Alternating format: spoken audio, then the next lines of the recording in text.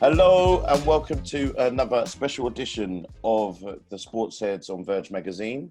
I'm here with the usual suspect Sam Morgan, and we've got a special guest with us on our pre-draft edition of the show. Neil Reynolds, how are you, sir? Very good. Yeah, thanks for having me on. I enjoy all of these kind of chats now at this time of year. One, because I'm looking forward to the draft, and two, it's just a nice distraction. So I mean, obviously, speaking to Sam often, obviously, he's keeping me sane from running around after children all the time, and no sports as well, which is like a double punishment as well. But how are you coping? So what's it like for you at the moment? Yeah, I'm not doing too bad, actually. I'm the old kind of sports cliche, taking it one day at a time. I think if you try and look too far down the road and think, oh, we're all in this for like 12, 16, 18, 20 weeks or whatever, it can be so overwhelming. So literally get up, do my PE with Joe Wicks with the kids. Absolute killer. I thought I was reasonably fit, but no, clearly not. Then a lot writing in the day. Launched my own podcast now as well, the Neil Reynolds podcast. I've been working on that, been still doing Inside the Huddle, lots of NFL writing and Sky Sports writing, and then I kind of end every day catching 100 passes from my son, who's in the NFL Academy, which has now been suspended. Really? So at the moment that's been put on hold, so he needs to get his throwing in. He's a quarterback. It's been, you just kind of get into that kind of routine, but it's been good. You know, we've had like family bingo nights, card nights, quiz nights. I mean, it's kind of forced family time, but it's actually been. That sounds really bad, doesn't it? I'll tell you what. Sometimes my family listen to what I'm saying on here, and they're like, "Oh, really? You trapped, are you?" Yeah. But you know, it's good. I had a couple of it helps when you had a couple of really busy weeks around free agency. And I'm obviously now building up to the draft. So those busy weeks help as well, because then the time kind of flies. So yeah, I'm doing all right. Thank you. That free agency window has been pretty impressive, and yeah, like you said, couldn't have come at a better time, right? Yeah, I mean, this is what the NFL serves up so much drama all the time. You know, you had the whole Tom Brady stuff, and that kind of came about probably about 3 or 4 days after I'd been out and spent some time with Bruce Arians. So I'd interviewed Bruce Arians, and it was really interesting to see what he did after that, and going and signing Tom Brady. And then, just last night, I'm sitting there watching the TV, and everyone's like, Gronk's back. I'm like, what? What are we doing? The NFL never fails to surprise, and that's why it's such a soap opera. I mean, I put on Twitter last night, nothing surprises me anymore. Literally nothing. Andrew Luck will be back in. Yeah. I mean, look at last year. The year started with Andrew Luck retiring and ended with Marshawn Lynch unretiring. I mean, you would not put money on that. So that's mental. Yeah. I'm gonna read this out to you. I just want to see what you because this is like literally got the script of questions that we was going to ask, and it's literally like kind of messed them up with last night's news. So I'm going to read this out to you. I want to see your face when I read out these names. Tom Brady, O.J. Howard, Mike Evans, Chris Godwin, and now Rob Gronkowski. I always pronounce his name wrong. What say you, sir, about the potential now Super Bowl champions? So I think that's a bit much to say Super Bowl champion, but I get where the excitement is, and I am excited for the Bucs. I actually felt like Tampa Bay were going to be a team to be reckoned with this year anyway. I thought if they sorted their quarterback position out, you look at Jameis last year, 30 interceptions, and I saw this video that was doing the rounds on social media. 21 dropped passes by defenders. The guy could have thrown 50 picks last year, and if you tidy that up, and now you've got Brady, I think Brady will remind us that last year was more about the weapons that weren't around him. And it's just fun to have these kind of teams that we get excited about in the off season. I think they're a playoff team. Be tough to get to the Super Bowl out of the NFC, but very, very well coached. Bruce Arians always turns out competitive teams. Brady can still distribute the ball, and he's now got people to give it to. I'm excited about the Bucks. I really am. I would say that they are a win now team. So obviously because of the age, and obviously we don't know how Gronk. I'm actually quite surprised because obviously he was so adamant last year. Gronk was saying he's not going to come back because his body is hurting him. He's injured all the time. He's enjoying his life. He seemed like playing obviously at such a high competitive standard all the time actually took its toll on him mentally. So I was quite surprised that I thought that he kind of settled with, I'm retired, I'm out, and now he's back again. Yeah, I think actually it's a little bit of an indictment on the Patriots. I think, and I've heard this from people that have been in that organization, and I know that reporters outside of the Patriots who are in the US better connected than I am, but I've been around people that have been in that organization, played in that organization, coached in that organization. They kind of suck the fun out of it. Because they hit reset as soon as the Super Bowl has been won. They hit reset and then they go again. So I think Gronk wanted just wanted a break. I think he wanted a break, wanted a fresh start, and that was the way he could get it. Andre, I'm loving your mug, by the way. They've got to let us finish this season, right? We can't. No, I have to. Thank you very much, sir. Thank you. Another Liverpool fan. Yeah, after 30 years. Do you know what? It'll be typical. It'll be typical our luck. 30 years. And, why aren't we going to win it this year? Oh, I know. A global pandemic. Out of the blue. Brilliant. No. Not even this is going to stop. This is all planned by Arsenal fans. No. No. I'm looking forward to it. And even if you're handed the title, there's going to be a big asterisk next to it. Yep. We'll still celebrate regardless. Hey, Sam, I've got a place for that asterisk if you want it.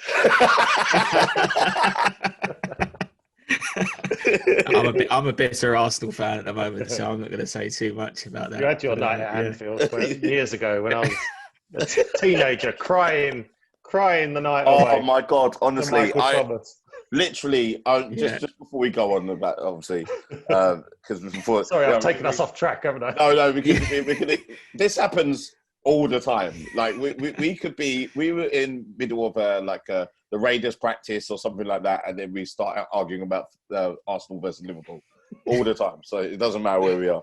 No, I remember literally watching that game, the Arsenal, Liverpool Arsenal game, and when McMahon was holding up 2 minutes to go, and I remember just being like, yeah, and I was only a little kid. Yeah. And that's the first time I actually faced heartbreak. Maybe that, and then when we lost the FA Cup to Wimbledon, like that really got me there. Yep. My mum told me straight after that, don't worry about it. It's only a game. Oh. God bless her. Oh, good. Anyway, talking took us off track there. Teams. I was going to say, talking of barren teams, and you can see my Cardinals hat on my head. But playoffs, who do you sort of see as a dark horse making it this year? So I think there's a couple of teams that can go from being sort of struggling to playoff team. So I think Bucks were not really struggling, but they were 7-9 last year. I do think they're in the mix. I wrote about this a few weeks ago. I think Miami could be considered, and I do think Arizona. I think if you can upgrade the defense and be interested to see what they do in the draft. I know they need help on the offensive line as well, but if they get some good defensive help, I mean, it was a defense that gave up 402 yards per game or something last year, worst in the NFL. So, I do think Kyler Murray's the real deal. It was a real statement of intent to go and get DeAndre Hopkins. So, I think that the problem is it's a tough division. So, but every year, one team goes from worst to first in a division. Now, I think it's going to be hard for the Cardinals to do that, but I do think they are a playoff contender now, given if they make some good moves in the draft as well. Yep, I think there's a bit of a homer pick there with Miami there. I saw how you sneaked that one in. Yeah, well, any opportunity. It's kind of therapy for me, and I'm playing to the home crowd. I'm playing to Sam as well, saying the Cardinals. Yeah. Neither team are hope in hell. Right, so just if we just go back before we start going into what tomorrow's proceedings. So obviously for those who've been living under a rock, you are the face of UK NFL on Sky. So how did you tell us your path? What was your journey to becoming where you are now? So as a fan, like everyone else, really started in the mid 80s. My dad was watching it all the time. My dad was a big 49ers fan, huge Joe Montana fan. And I was like, I just didn't get it. It's like, why did they just keep running into the middle where all those big bodies are? And he's like, no, you got to really understand this sport. And I was like trying, and I was like 11 or 12 years old. I wasn't that interested. And then he was watching one night, and there was these commentators were making all a fuss about this rookie who was running onto the field to play for the Miami Dolphins. And it was Dan Marino, and he came off the bench, threw a couple of touchdowns in a game where they lost to the Raiders. And I was kind of semi-hooked, and then I really got into it. And that was it really for me. So started working for an old magazine called Gridiron, not the Gridiron that's out now, but Gridiron. Worked for First Down from 91, 92. Doing sort of freelance. I remember these are blast from the past. These ones, So 91, 92, I was working kind of freelance. Then I went off and worked for a local newspaper, got qualified as a journalist. Then I worked for First Down full-time from 97 to 2000. Worked in NFL Europe in public relations 2000 to 2006. Got laid off there. So then started doing some other bits and pieces. Ended up on Sky. Did some BBC radio. So actually it was from the time I started writing about the NFL to my first appearance on Sky was 15 years.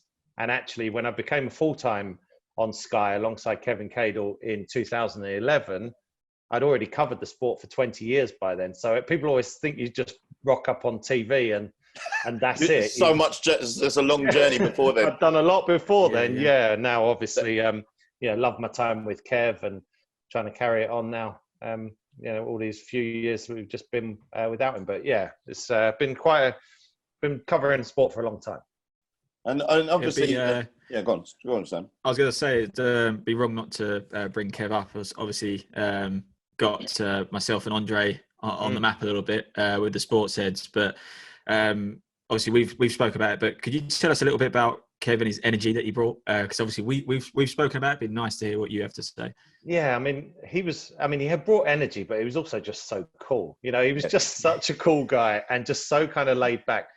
The biggest thing I learned from Kev, and even now, if things go wrong in the studio, I just laugh. I'm not even bothered because you're all sitting at home with your feet up. It's Sunday. It's the end of the weekend.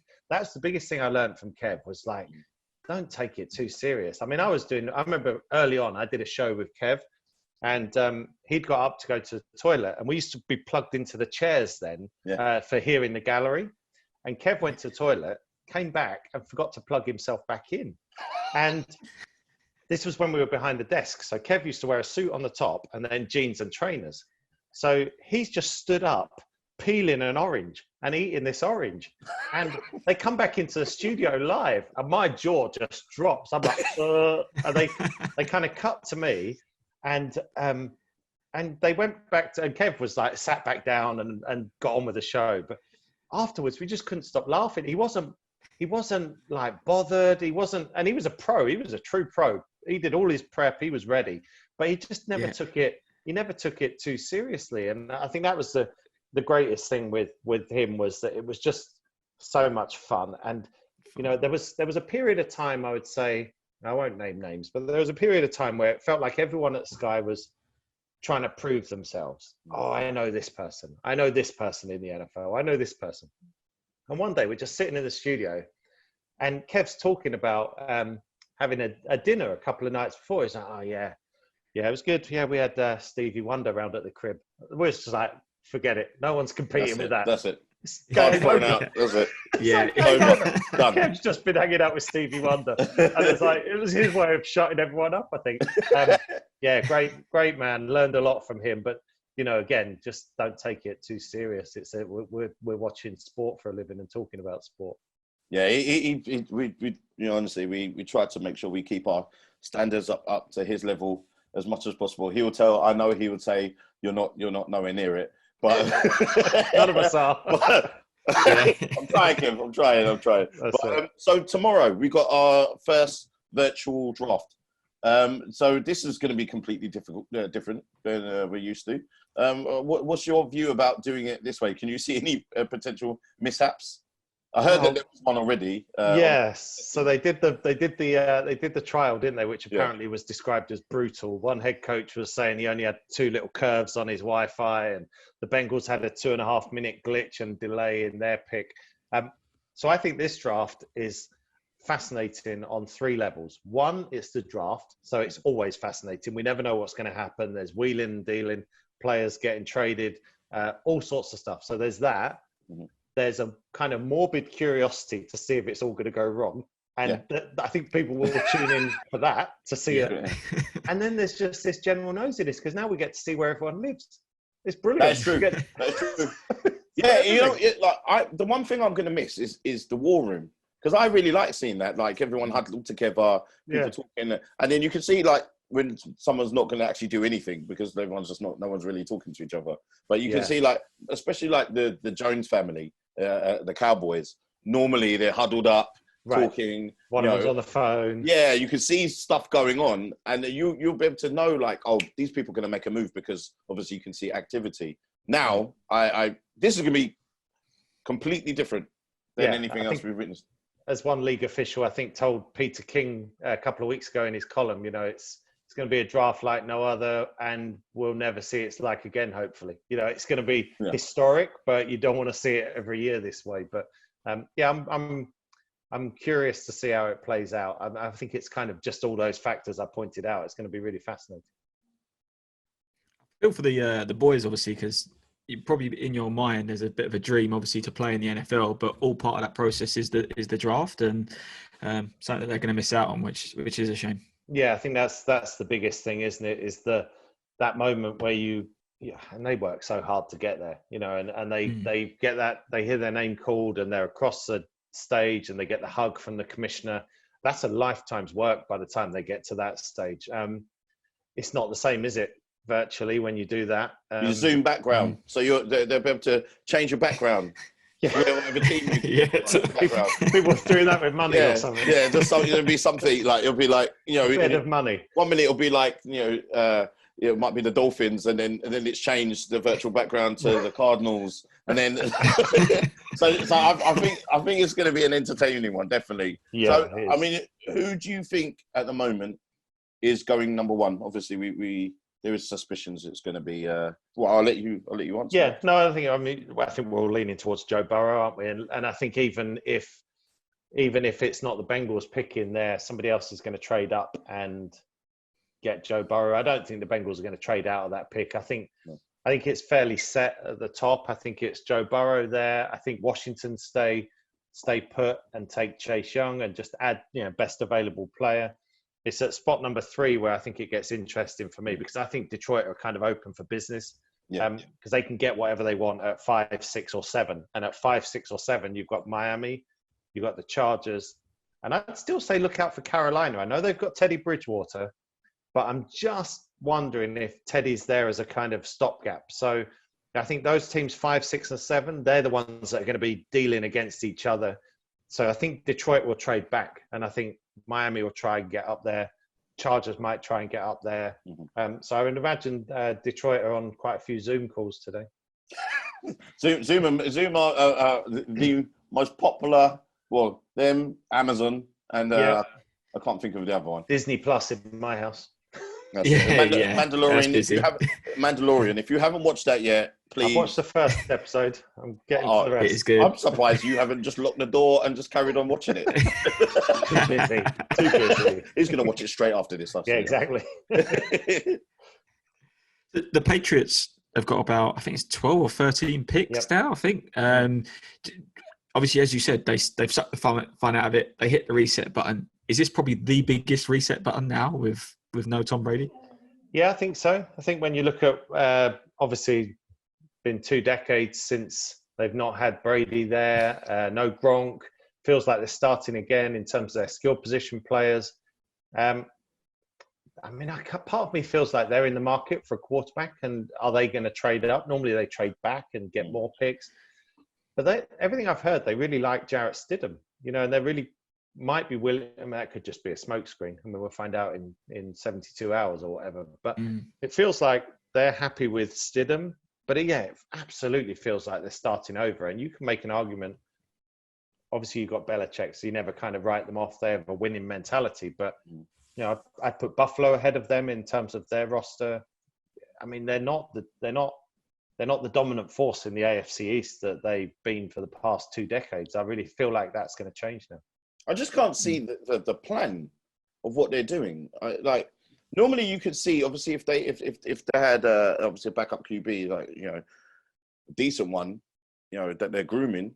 But I just don't see, like, it's weird because if Belichick's not a person who's just going to just give up on a season, but it also looks like he is, because, like, who's there? At the moment, Edelman's like, guys, you're just going to leave me here? It's like, serious? Like, really? Like, probably like refreshing his phone every 2 seconds. It's like, oh no, I'm not going to Tampa yet. Oh, so you guys are going to be in the sun and just going to leave me here in the cold? Yeah, exactly. Like, all right, cool. Thanks, Tom. Leave me hanging. I mean, I feel like I feel like they like Stidham a lot more than the rest of us kind of pay attention to. I think, Jarrett Stidham kind of fell last year in the draft. He could have been, by all accounts, a first or second rounder. So he had that kind of talent. I mean, we didn't really see very much of it, obviously, just in the preseason. So, I feel like they could live with that. I just don't feel like there's enough around him. It does really feel like they're kind of starting again. And you're right, Andre. I mean, Belichick doesn't start again. He doesn't go into kind of building projects. He wants to win every year. That's how he is. So I don't feel like there's enough. I think, obviously people talked about Brady being 42 years old and all that last year and a different player, but I mean, that'll change with a young quarterback in there. But is he going to see the field like Brady? And also he's going to realize that they just haven't got a lot. I mean, it's glaring. They've got to address some of their skill position players, and well, maybe he's waiting for our Giants new head coach who I'm forgetting because I still don't know who he is, for him to get fired, and then maybe he's going to come on home to the Giants and make us great again. Wishful thinking once again. There you go. Look, I've been through it for Liverpool for a long period of time of this whole process. I am not prepared to wait for it. So this is why this is a constant thing on the SportsHeads, where when I realised, which is quite soon, that quite early into the season, that the Giants aren't going to do anything at all to make me proud, then I'll start rocking someone else's stuff, just bandwagon in just for a little while, just so I can keep my interest going. I mean, that's not your fantasy though. When you play fantasy sports, yeah, we won't get to that. He's out early. Joe Judge is, but it's interesting because there's been talk about the Giants, and I know Joe Judge didn't pick Daniel Jones, but surely they can't be looking at another quarterback already. Well, apparently they are. Yeah. That's bonkers. So, but I think what there is just on that, I think that they're just looking to dangle that pick in front of someone else to be able to trade up and get an offensive lineman. I'm hoping he's going to do something sensible. Us and him and the fuzzy bear Joker, as we got as a GM. Get him. Always there with a joke and a twirly tie. So just quickly before Sam's going to ask you something. I've just jumped in there. I'll get that look. See that, yeah. So, like, how do you? Let's get some predictions from you. I'm going to get you to put your neck on the line now. So, Joe, give me like. Sorry, you're breaking up. You're breaking up. Yeah. I got to go. So, give us like three things that you think, like 3 teams that you think are most likely to be able to make a move and do something dramatic, if they are. All right. So I think Miami definitely. Mm-hmm. I think my dark horse for that would be the Panthers, and then I think there's still a possibility that New England trade up, especially if Tua's kind of sitting there at 10 or 12. Do they think about that? So they're 3 for me. Atlanta traditionally like to trade up, but they don't have any kind of. There's not someone that's out there that's such a glaring need that you would do that. So I think you trade up to get the quarterbacks like the Texans did with Watson, like the Chiefs did with Mahomes. I think that's where you're doing it. You trade up to get a quarterback. And so I think the shocking one out of that would be Carolina, because they're going to pay Teddy Bridgewater $20 million this year. But I just don't know whether they're looking at, fresh start, relatively new owner, new head coach, no Cam, no Luke Kuechly. Let's find our face of the franchise to go and, work alongside Christian McCaffrey. So that's just one I have a feeling. I haven't heard anything like that or even seen that written, but there's 3 for you. I'll take that. And you mentioned probably what's going to come up from me.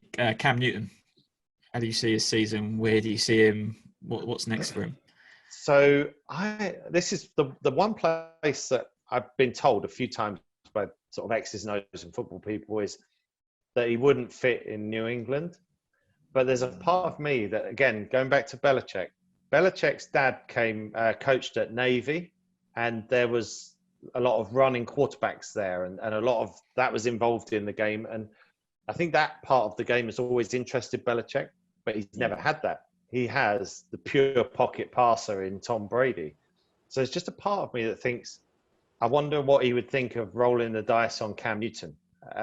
So that's where I'd say that for New England would be an interesting spot for me. I think Cam's in a bit of a spot because he's so charismatic and he's such a leader in terms of taking over a room. He walks into a room, you just see him in his press conferences. He walks into a room and everyone gravitates to him.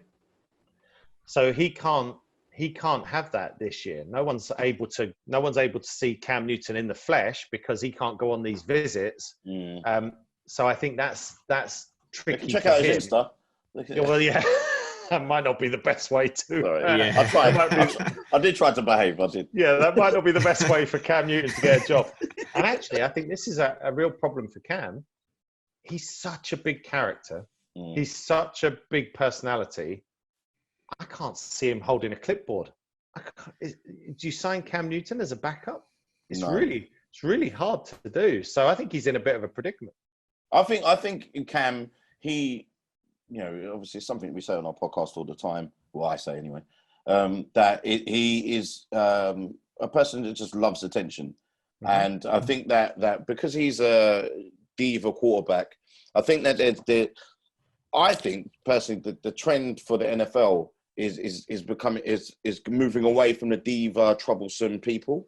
So if you look at him, Antonio Brown, all of those people that are just going to be like they would have put up with before because obviously they produce on the field, they have this magic.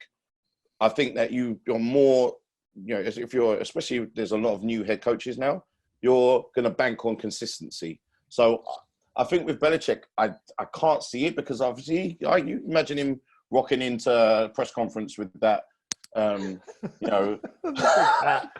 granny scarf, with the granny scarf and amongst other things that he chooses to do. I just can't see him fitting into that way of doing things there. But I think that someone else like who needs bums on seats, like the Chargers, someone like that who need bums on seats more than anything else because they're not going to do anything else. They probably might need him. So I think I think there's going to be a shock in just like there was last year with the Giants taking Daniel Jones. I think there's going to be something that we didn't even conceive thinking. There always is. I mean, there always is in every NFL draft. Just you look at the mock drafts, people only get 6, 7, 8 out of 32 correct. That's for a reason. It's hard to predict. The players will go up. There'll be trades. Just going back to your point on Cam, I think you're absolutely right. I mean, I remember interviewing Thomas Davis a few years back when he was still with the Panthers, linebacker. And he said it was when we were talking about him overcoming the 3 torn knee ligaments, 3 years. He had torn knee ligaments. He came back 3 times. And he said, the reason the Panthers kept giving me a chance was because I'm a good person and I was good in the locker room. He said, and the more you're a good person, the more that someone's going to give you a chance. I'm not saying Cam's a bad person, but I'm just saying you're right. Those kind of divas are making teams wonder if it's worth the trouble. Otherwise, why did the New York Giants trade away Odell Beckham? Why are there now rumors that Odell might be moved by the Browns? It seems like Odell's never happy wherever he is, and teams are never happy with him completely as well. So I think, and Antonio Brown's a classic example. I think you're right. I was just going to ask you one thing just before we move on, because this is something that why I think there's going to be consistent problems in with the Browns is because I just think if you've got a quarterback, then that's your quarterback, and you're supposed to respect him, and he's your leader. But like, he's the person that you kind of look up towards, because obviously they've got the playbooks. They're the person that gives you the ball. They are your leader. Yeah, they are your leader. That's the franchise. That's the CEO of the field. So what was baffling to me regarding Odell and actually characters like that, when it comes about them more than the team, is that on the field, he comes over to Tom Brady after he's lost. And I've mentioned this for the last few podcasts.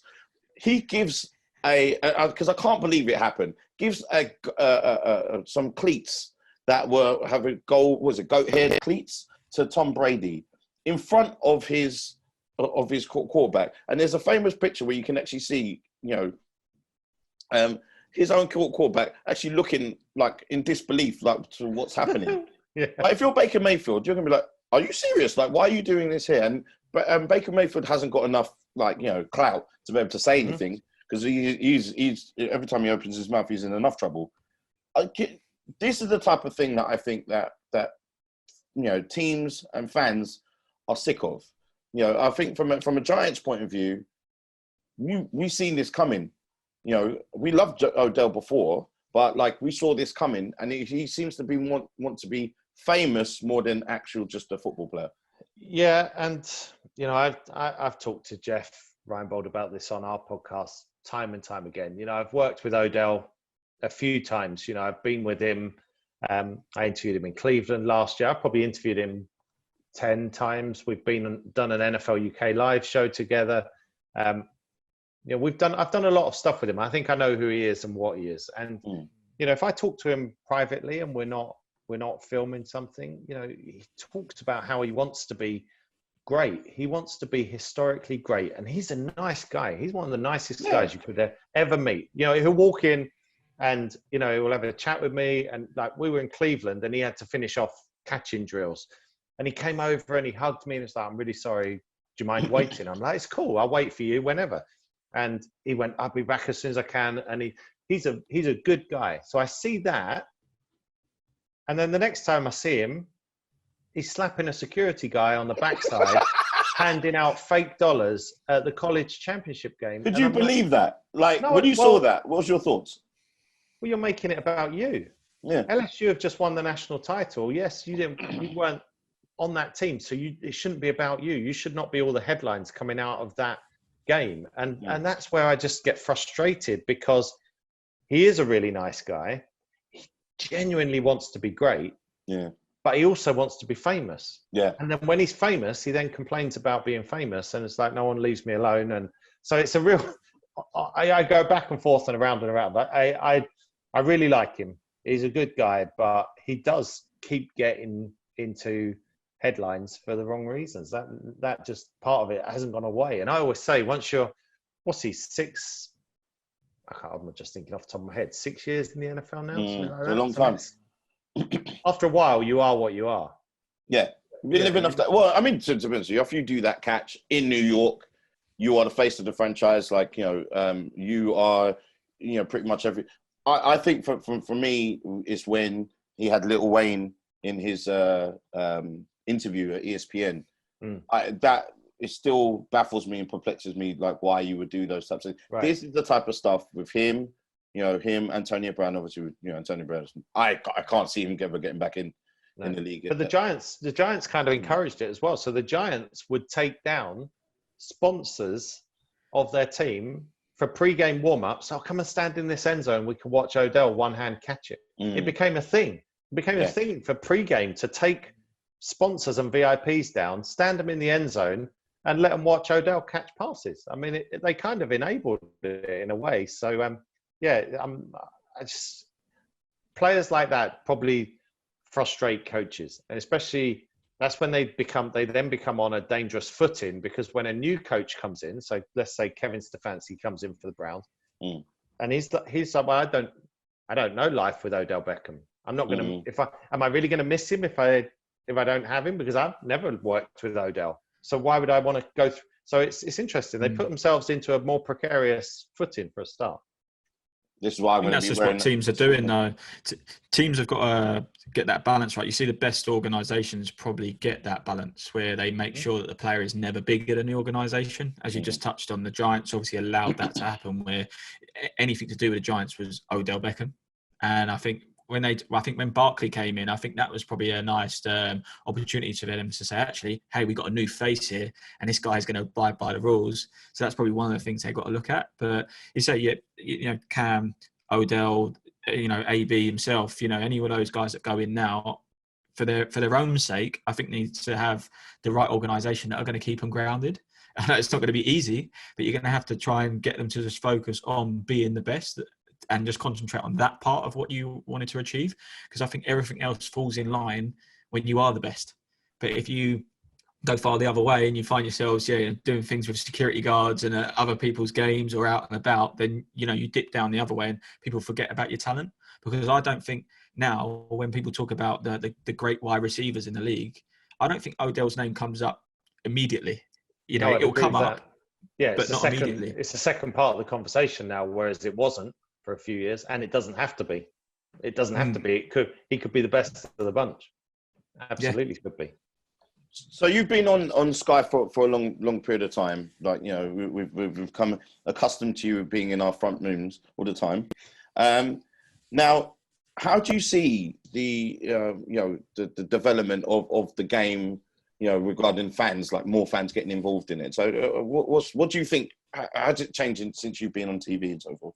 I think obviously since I've been on TV is coincided with the London games, and it's just taken things to a different level. I mean, it really has. I say this all the time to people in America. I say, our fans know the game the same way you do in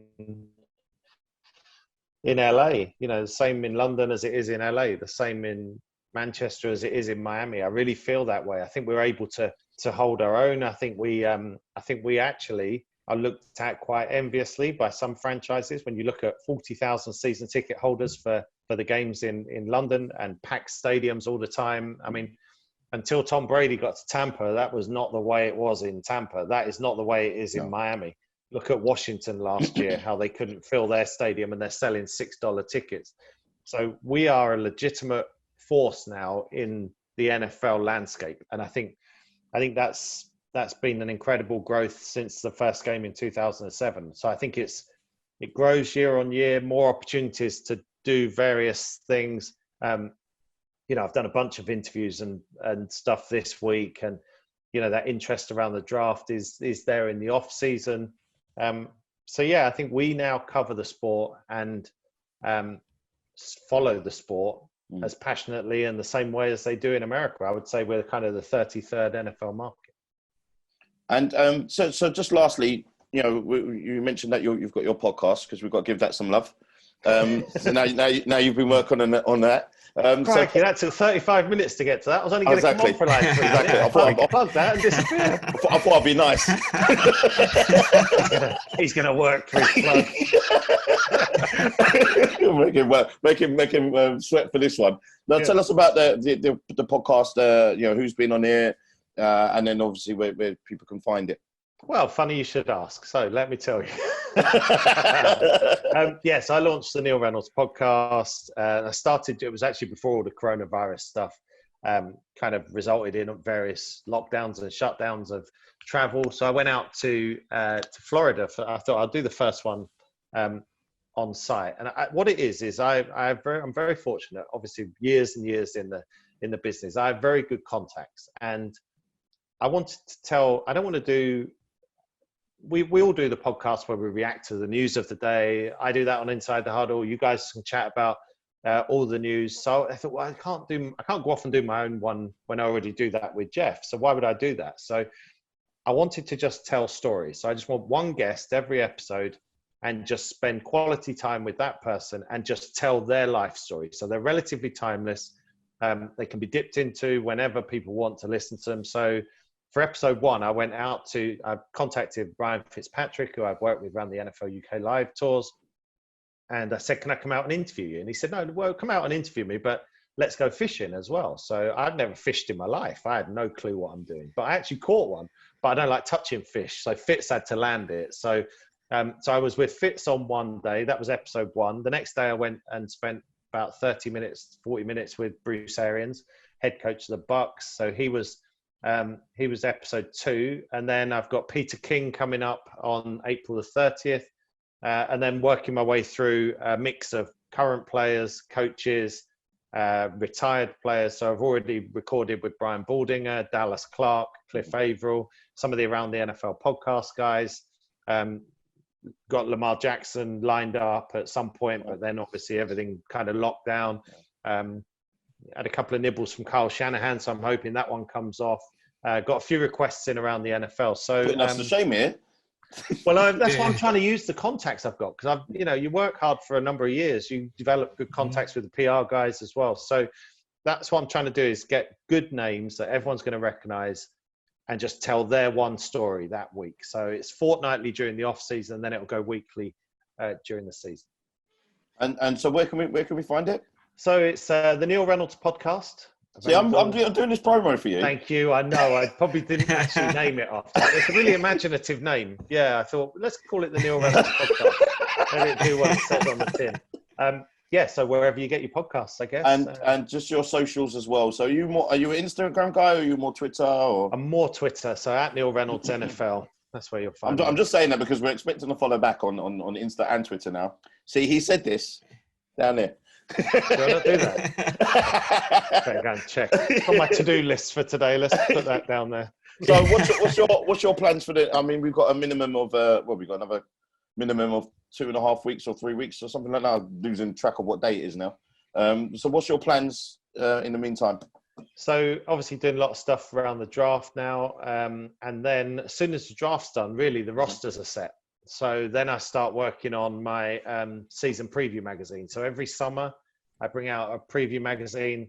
I edit it and pretty much write it all myself. So now the rosters will be set after the draft. That'll be me for the next month, really. So again, lots of writing and keep myself sane that way. And lots of catching of passes. I actually caught one on the nose the other day. I don't know if you follow me on Twitter. We're just waiting for a follow back before you. Yeah, exactly. We can't put ourselves out there. We're too vulnerable. So my son's got quite a strong arm, and one of the balls went straight through my hands, and there was claret everywhere. It was not. No way. Yeah, all over the AstroTurf. Nightmare. You see what happens? Idle hands. You see, this is what happens. Definitely got idle hands. I was actually going to say I've seen a few catches though, Neil. So I thought, is he going to get himself back in a vet's side or something? I think I would only be an end zone target, because I think the run off. I think 4th and goal from the 1. Stick me in, and I'll catch one off play action somewhere where I don't have to run afterwards, and no hitting. Thank you so much, honestly, for your time. Amazing. We really appreciate you taking the time out for me. Obviously, we're long-time friends of Neil and long-time fans of Neil, and we're expecting a visit on a guest appearance on Sky now as well. He promised that before we start recording as well. So we better get our suits ready, Sam. I'll tell you that. Get your suits on. 100%. I actually dressed up for you, see? Normally I look like a scruff doll. So guys, if you keep on following us on, obviously, at the SportsHeads for NFL content, and at Verge Magazine, at Verge Mag on Instagram as well. And then we have a new platform at Alternative Sports as well. So we've been busy. We're having more and more platforms for sports for you guys. And we really appreciate your following, your likes and your love and all the comments and so forth. And we'll get Neil back at some point before this quarantine ends. Because you ain't got a choice. We can't escape. I'm locked down. I got dodgy Wi-Fi. No, I really appreciate you. Thank you very much, and appreciate you. I'll see you next time. Thanks, guys. Thank you. Cheers, guys.